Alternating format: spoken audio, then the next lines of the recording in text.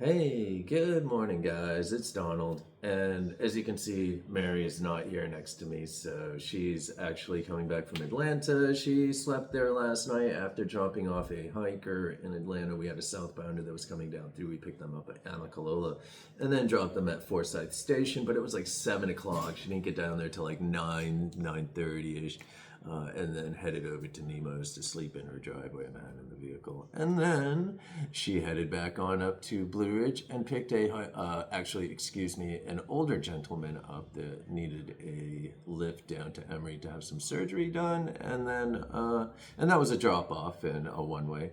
And then she's heading back up right now to come here to meet me, to grab some cash to bring to the bank, and then after she'll go over to Unicoi Gap, pick up our hikers that are heading to Hogpen, and then at 12:30 we have some hikers that are going back to Atlanta Air. So she'll be heading back to Atlanta around 12:30 p.m. and then come back home, and that's it for the day. And hopefully Jordan is back on the road today. He's been gone for I can't remember what day he left, man. Like Saturday, I think, man. He went for a couple-day hike, and then he had to work on Tuesday, so he hiked back to Neil Gap, where he works at Mountain Crossings, and crashed out there, man. And he's been up there, and he's gonna work this morning since he didn't have anything to do anyways. Might as well make some cash. That's how we see it, anyways, man. So he's gonna work the morning up there, and hopefully the garage calls today. And so I'm hoping he's back on the road because Mary and I are completely exhausted, man. And Jordan picks up a lot of stuff that we need in between. Also, he's a really big help to us. So having him down without a vehicle, man, definitely we can feel it. And so having that third person, man, is really a necessity for us, man. Jordan's an important part of our show. And so not having him, man, we can definitely feel it. But Mary's going to come home today after 4 or 5 days on the road. And, since Thursday, she's done 3,000 miles. So, that puts us at, she usually does 10 to 15,000 a month. We've been cutting it down to like 6 to 10,000, man. But it is what it is. Anyways, let's start it like this, guys, man. Let's start with, it's October 16th of 2025, and it is 5:43 a.m., man. And so this morning it's 48 degrees out. It's really nice out. The real field is 52 degrees. We have a clear sky, man. I mean, there's some partly cloudy is what they're calling it, man. But I mean, I can see the silhouette of the mountains out there and stuff, man. So, anyways, definitely, it's a beautiful morning. We have a wind of 1 mile per hour. Humidity is 100%, and we're gonna reach a high today of 77 degrees Fahrenheit, and it will be sunny. So Thursday, which is today on Blood Mountain, we have a sunny day. Also with a high near 69 degrees Fahrenheit. We're going to have a north wind around 5 miles per hour up there on Blood Mountain. Thursday night on Blood Mountain, we're going to be mostly clear with a low around 50 degrees Fahrenheit, east wind 0 to 5 miles per hour. So up in the Gsmnp, we have closures, trails. We have Twins Creek Trail. There's many others though, man. So I'm just reading this one, man. But no shelters are closed right now. Campsites number 18, 55, 56, 57, and 82 are closed and inaccessible due to bear issues. Bear activity. Beware at campsite 71. So no closures. Be aware of bear activity at campsite 71. All right, and so the water out here, man, I have eyes on from Springer or Amicalola to pretty much the whole state. But right now in the last few days, man, this is what we have going on. So Hogpen is good to Unicoi. Jordan got us some video and sent them over. I built a small little, just a little video, man, that people can see each water source that he hit along from Unicoi Gap back to Neil, man. And so they were all flowing. I mean, you're not going to go more than a couple miles without water or being able to have access to water. So It's definitely running good out there, guys. So from Neil to Hog, though, man, it's a little bit dry, dude, but definitely, man, there's water out there. There's some good sources, but water up at Neil Gap, it's a good stretch from one end to the other, and if people pass it by, man, you know, you're gonna be screwed. And so till then, man, because I know of one water source that's usually flowing out there, man, but you know, people pass stuff by all the time, man, or they just don't look far enough and they call it a dead water source or a dried spot, man, dried aquifer, whatever, man, and it's actually not. And so people have been saying that Hog Pen is dry, and it absolutely is. And I have video of it, man. You just have to walk further down.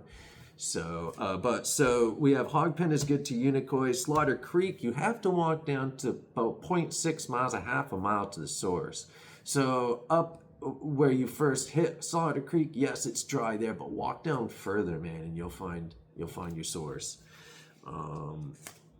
So between High Tower Gap Shelter and Justice Creek is a 6 mile stretch, man, and it's going to be dry. So camel up at High Tower Gap. There is water sources near Cooper Gap, man, but you have to know where they are, and you know, a couple of them are 1.5 miles, 2 miles, and you'd be better off just walking to Justice.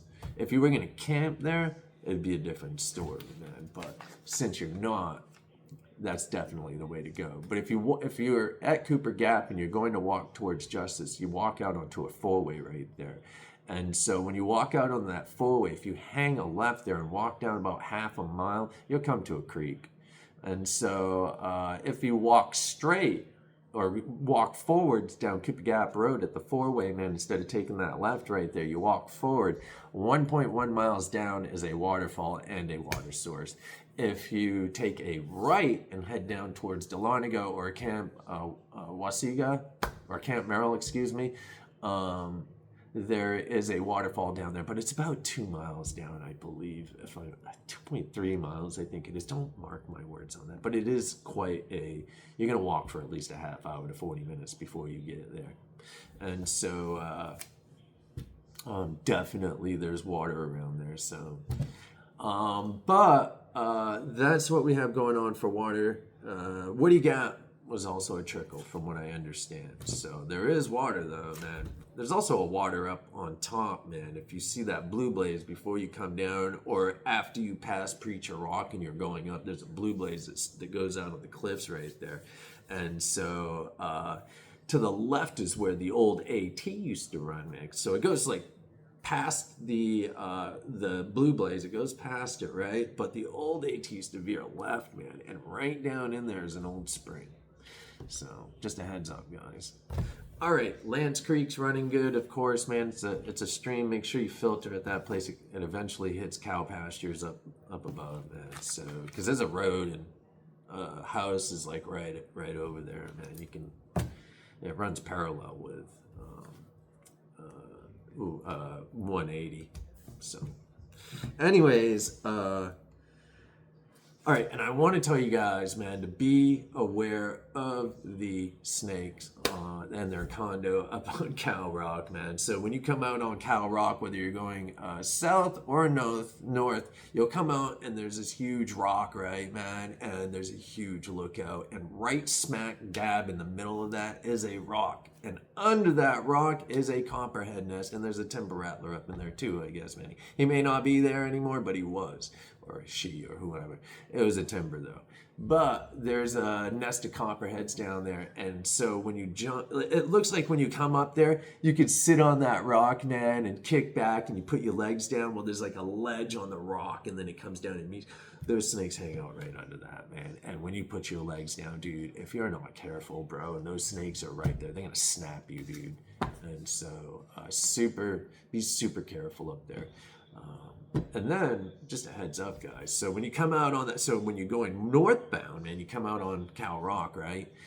You see that rock in the middle, but if you look to the right, there's a big rock over here, right, man? And then there's like this patch of woods. Well, if you walk around that rock, man, and you keep walking through those woods, man, you'll walk out on this huge, like, big old well rock, man. and you can just kick it down there. It's a super cool spot, and I mean it's huge, dude, like huge. It's like a big whale. So, but you have to walk for a second down through those woods. Be careful walking down through there, because of course there's gophers and timbers out there. But that all being said, kids, man, that's about all we have for weather and water and what's going on out here. So today, I already told you what we're doing on the shuttles in Jordan, man. So, but today we're gonna take a rest, man, because it's definitely needed. This stirs everything up, man. You know what I mean, guys? All right, and so there's not a lot going on out here. I mean, there's a bunch, but not a lot. And I'm going to keep it short today anyways, man. So I'm not going to read off any rescues or anything, man. I am going to talk about some Leave No Trace, though, man. So definitely, guys. I was actually reading an article yesterday, and this dude, actually, I think it was on Facebook. They did a post. They were up on the Pinhoti or something, up in over out west, man, and the Cohuttas. And so they walked up into the woods, man, and this is a popular trail. There's all kinds of trails that cut through the Cohuttas.